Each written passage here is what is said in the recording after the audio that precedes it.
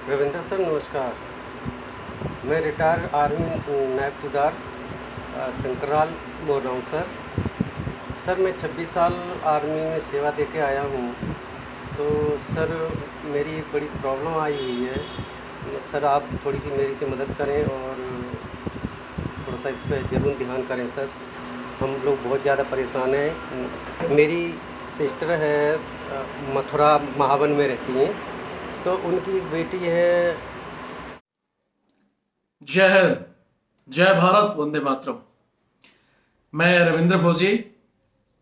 अभी जो है आपने ये छोटी सी क्लिप सुनी, ये लगभग 4 मिनट की क्लिप है।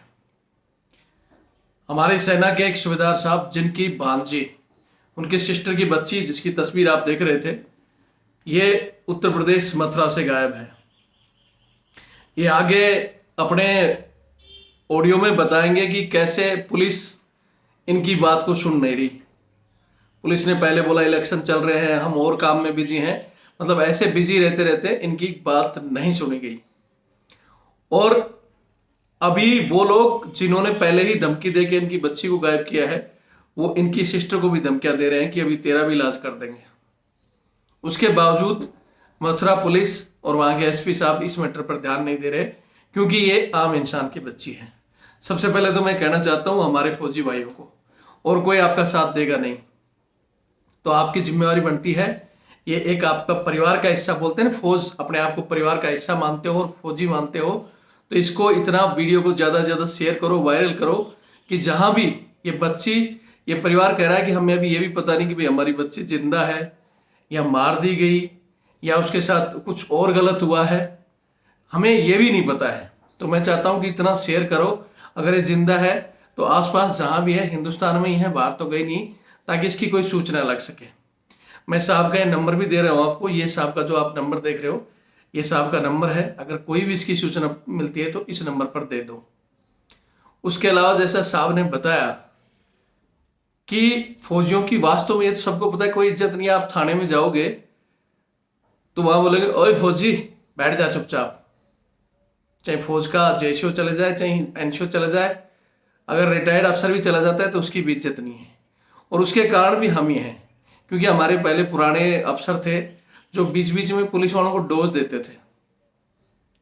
बोलते हैं ना, जिसको नहीं दबा कर रखो, जिसको नहीं ठोको, बिना ठोके कोई बाप नहीं बोलता। तो पहले वाले डोज देते थे तो फौजी के लिए सलूट मारते थे, खड़े होते थे कुर्सी पर। लेकिन आजकल आजकल जो टुच्चे नेता है ना, चाहे वो साला गली का छोटा सा नेता भी होगा, मामूली सा, उसको तो ये सलूट मार के बोलेंगे आइए सर बैठिए, चाय पानी लाओ। और बाकी फौजी बोले बाहर बैठा रहे, अभी जानते हैं तेरी औकात। तो ये औकात हम लोगों ने खुद अपनी गिराई है। हम एक दूसरे का सहयोग नहीं करते। बहुत से लोग अब ये कहेंगे, पुलिस भी वही कहती है अपने आप भागी होगी फलाना। अरे ये तो बात की बात है, अपने आप गई है। यहाँ इस बच्ची को कहना चाहता हूँ, अगर आप अपने आप गए हो तो कम से कम अपने माँ बापों को सूचना दो कि भाई आप जहाँ भी रह रहे हो ठीक हो या नहीं हो। और बच्चों को भी कहना चाहता हूँ, आप लोग ये जो एक कदम उठाते हो ना, आपने कलेजे का टुकड़ा समझकर, आप खुद भूखा रहकर बच्चों को पालता है माँ बाप, और फिर उसके माँ बाप के मर्जी के खिलाफ अगर भाग कर आप इस तरह शादी करते हो या भाग के जाते हो, तो आपके परिवार की क्या स्थिति होती है पीछे पता है। जैसे मैंने एक पहले भी वीडियो डाला था कि बच्ची भागी और मरी माँ।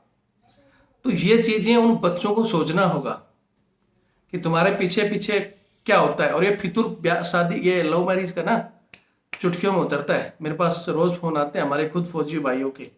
अभी कल परसों भी आ रहा था, बोले सर मेरी लव मैरिज हुई थी, 8-9 महीने हो गए, और अब वो अपने मायके में बैठी है माँ बाप के पास और मेरे से मेंटेनेंस मांग रही है, अब मैं क्या करूं। तो लव मैरिज का भूत है, जल्दी ही उतरता है। अब अरेंज मैरिज करो, लव मैरिज भी करना है तो अपने माता पिता को बताकर शान से करो ना, भागने से अच्छा। तो भागते हो फिर ये करते हो। तो अगर ऐसा भी किया है तो बच्ची बताए। और जैसा इन्होंने बताया कि कोई है जिन्होंने धमकी दी थी, इनकी माताजी को भी धमकी दे रहा है, तो वो वहाँ की पुलिस का काम है कि फिर उसको थोड़ा सा लेकर उठाकर उससे पूछताछ करे सख्ती से। लेकिन पुलिस में हमारे भी बहुत से रिटायर्ड जवान अभी पुलिस में लगे हुए हैं। हमारे वैसे बहुत साथी हैं, मैं कई बार बैठता भी हूँ तो उनके खूब रवैये देखता हूँ कि चढ़ावे के लिए काम करती है। अगर कोई लेकर चला गया और उसको पता भी है तो वो चढ़ावा चढ़ा देगा ना, तो पता होने के बाद में भी पुलिस उसको बोलेगी तू इधर छुपा रहा है, तेरे को मैं देख लूंगा। तो भैया आजकल बहुत सैलरी है, ये टुच्चे काम जो पुलिस वाले चंदे के लोग कर रहे हैं, ये वर्दी को बदनाम मत करो। वर्दी पहनी है तो ईमानदारी से ड्यूटी करो। और फौजी के लिए जो हंसते हंसते सब कुछ अपना कुर्बानी कर देते, एक सेकंड भी नहीं लगाते दुश्मन को मारते हुए और अपने आप को कुर्बानी करते हुए। उनका भरोसा होता है कि हमारी पुलिस, हमारे नेता हमारे परिवारों की रक्षा करेंगे। लेकिन यूपी में तो अभी प्रयागराज वाला मामला चल ही रहा है, वहाँ भी अभी उस बंदे की 23 को जमानत हो जाएगी हालांकि, लेकिन अभी तक वो दरोगा सस्पेंड नहीं हुए। पुलिस अपने उनको बचाने की कोशिश कर रही है। एक गंदी मछली तालाब को गंदा करती है, उसको बचाने के लिए पूरी पुलिस डिपार्टमेंट की बदनामी करा रहे हो, तो ये शोभा नहीं देता है। बाकी मैं अब कुछ नहीं कहूँगा, वीडियो लंबा हो जाएगा। हमारे सैनिकों को फिर कहता हूँ कि जब तक आप वीडियो को शेयर नहीं करोगे तो आप भी उन पुलिस वालों के बराबर ही दोषी हो जो देख के और सो जाते हो चुपचाप ही। अरे कुछ नहीं कर सकते तो शेयर कर दिया करो, जितने आपके कॉन्टेक्ट हैं हर जगह। जय हिंद, जय भारत, वंदे मातरम। मेरी सिस्टर है मथुरा महावन में रहती हैं, तो उनकी एक बेटी है सोनम करके नाम है उसका। मैं उसका पूरा डॉक्यूमेंट भी भेज रहा हूँ। तो उस लड़की को बदमाशों ने उठा दिया है वहाँ से। आज से करीब 2.5-3 महीने हो चुके हैं। तो महावन की पुलिस को रिपोर्ट किया था उन्होंने। तो उन्होंने मतलब पहले बोले, दरोगा जी बोलते रहे कि होली चल रही है, होली में हमारी पुलिस जो है बिजी है, इस करके अभी हम कुछ नहीं कर सकते। फिर बोला कि अभी इलेक्शन आ गए तो इलेक्शन में कुछ नहीं हो पाया। तो अभी सर 3 महीना से ऊपर हो चुके हैं। अभी देख लीजिए सर, अभी तक कोई उसका पता निशान नहीं लगा है। पता नहीं उन बदमाशों ने मार दिया, जिंदा है भी या नहीं है, कुछ पता नहीं है। अभी तक उसका कुछ पता नहीं लग रहा है सर। तो और वहाँ पर सारे लोग बोल देते हैं कि यही बोलते हैं कि तुम लोग मुकदमा लड़ लोगे। वो गरीब बंदे हैं बेचारे, मेरी सिस्टर वगैरह बहुत ज़्यादा गरीब हैं, उन लोगों को इतना पैसा भी नहीं है और पुलिस कोई एक्शन ले रही नहीं है सर। तो मैं आपसे यही प्रार्थना करता हूँ कि सर किसी तरीके से मेरी ये आवाज़ जो है मुख्यमंत्री तक पहुँचाई जाए, सरकार तक, जो कि हमारी कुछ मदद हो सके। मेरी सिस्टर बहुत ज़्यादा गरीब है, उनके पास इतना पैसा नहीं है जो कि वो कुछ कर सकें, और वहाँ की पुलिस कुछ भी नहीं सुन रही सर, बिल्कुल आज तक। अभी तक अगर चाहते तो कुछ न कुछ हो सकता था। दूसरी बात सर पता है क्या है कि वो जो बदमाश थे उनकी रिश्तेदारी है वहीं पर, तो उन्हीं का सारा कुछ खेल किया हुआ है, उन्होंने सब कुछ किया है। वहाँ के सारे जानते हैं इस बात को, लेकिन वो ये सोचते हैं, इस करके इन लोगों को दबा के रखते हैं कि अगर जो बात आगे बढ़ेगी तो वो सारे गिरफ्तार होंगे सर।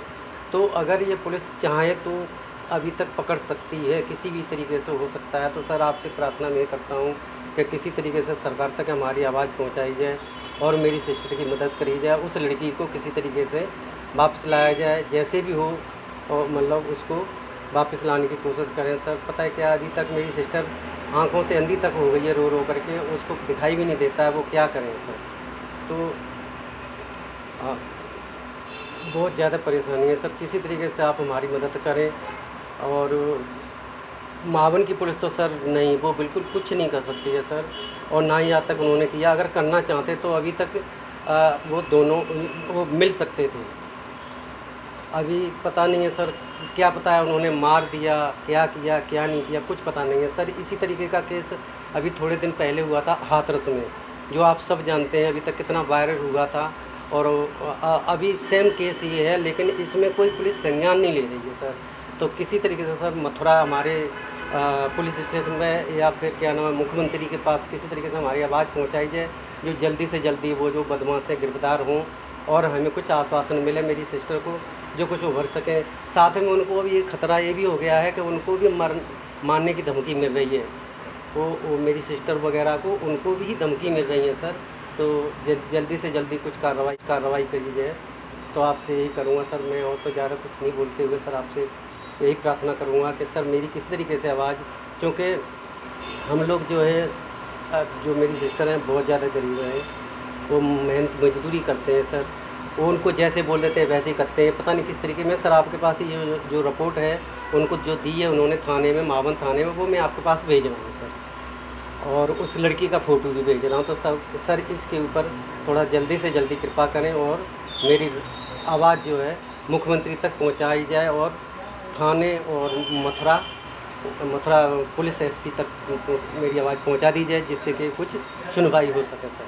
न्याय मिलना चाहिए सर। मैं यही कहता हूं कि तो मेरी सिस्टर को न्याय मिल जाए, बस मैं यही चाहता हूं सर। हमारा 26 साल तक इसमें आर्मी में रहने का क्या फ़ायदा जो हमारा कर हम अपने अपनों का कोई मदद न कर सके। तो मेरे द्वारा तथा आपके द्वारा सर मेरी सिस्टर की मदद हो सके सरकार से, यही मैं प्रार्थना करूंगा कि किसी तरीके से मेरी सिस्टर को न्याय दे दे, न्याय मिल जाए किसी तरीके से सर।